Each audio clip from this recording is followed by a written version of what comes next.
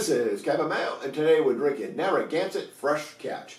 It was a beautiful spring day here in New England. We're going to have to drink us some New England beer. If you guys have seen any of my old videos, whenever I review Narragansett, I always talk about it was the first beer I ever drank. My dad drank it, so sipping a little bit of beer left in the bottom of the cans and the bottles when I was a kid was the first time I ever had it. And actually when I was a kid it would have been a bottle, because back then nobody drank cans. Nobody liked cans. Everybody thought cans were terrible.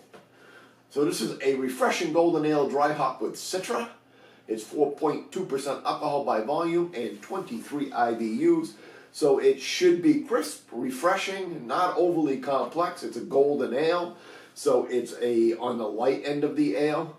Again, go back in the day when I used to still drink Narragansett. We used to drink Molson Golden, so it was an ale slightly different than the lagers. Obviously, not as long to ferment, and with the top fermenting yeast as opposed to the bottom fermenting yeast. So we'll go ahead and give it a crack.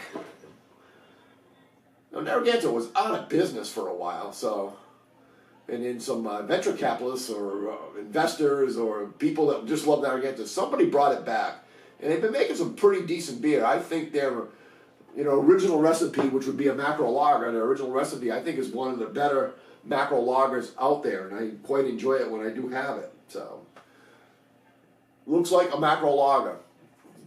Yellow, clear, can read a newspaper through it, bright white head on it. So, I'm assuming malt bill is very similar to what they're using on their regular everyday lager beer. So, let's do the aroma. And it has a lot of that bready, malty characteristics of a lager. And you even get a little bit of that sweetness. Sometimes we call it corn. I don't really know if it's corn or not, but that little bit of sweetness, I get in that same sort of sweetness in there.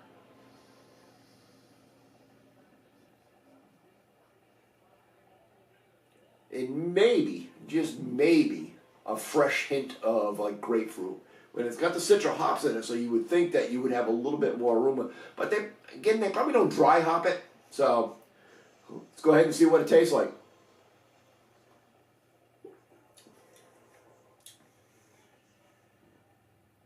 Tastes like it smells. It's a little bit more malty, especially at the back end. The first sip, I'm like, oh, it tastes just like a lager. But no, at the back end, I really get a lot more bread, saltine cracker. Really, that's how it finishes.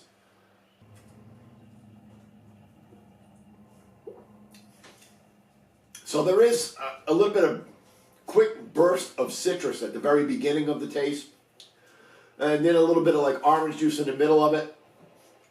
And then, like I've said, it finishes quite malty on the back end. Really no bitterness at all to speak of.